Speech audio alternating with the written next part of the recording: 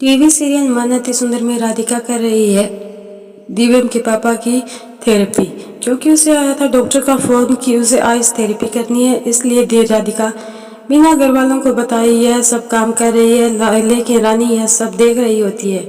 इसलिए वह राधिका को फंसाने की चाल चलती है और एक आइस को इस तरह से नुकीले बना देती है कि वह पैरों में चुभने लगती है। राधिका जैसे ही दिव्यम के पापा के पैर उस आइस वाले टब में रखती है तो उनके पैरों में चुभन होती है, लेकिन राधिका इन सब से अनजान होती है कि रानी उसके खिलाफ साजिश रच रही है और उसे घर से निकालने की कोशिश कर रही है।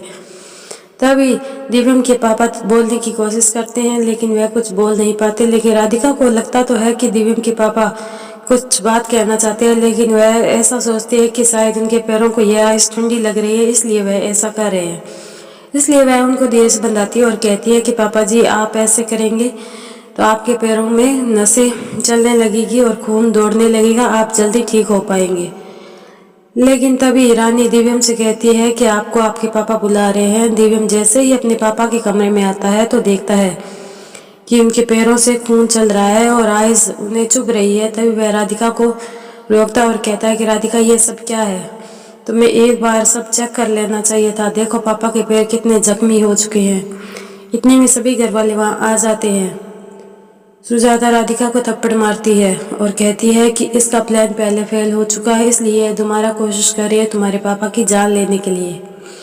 दिव्यम के पापा ये सब देख रहे होते हैं, पर वह लाचार है, कुछ नहीं कह सकते और राधिका के कोई पक्ष नहीं ले सकते।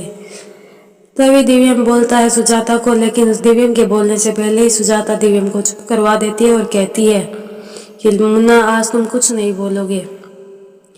राधिका, अब की बार तुम्हें इस घर में रहने की कोई ज़रूरत नहीं, और वह साफ साफ कह देती है कि तुम्हें अब इस घर से जाना होगा।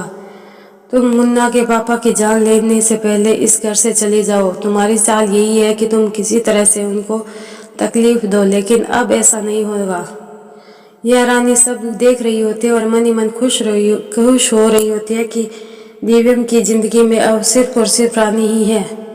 राधिका इस घर को छोड़कर चली जाएगी और ऐसा ही होता है। राधिका जैसे ही घर को छोड़ने कर जाने लगती है तो दिव्यम रोकता है और पूछता है कि तुम क्यों जा रही हो। तब राधिका कहती है कि दिव्यम जी, जो काम आपने कहा था वह मैंने कर दिया, अब मुझे इस घर से जाने दीजिए।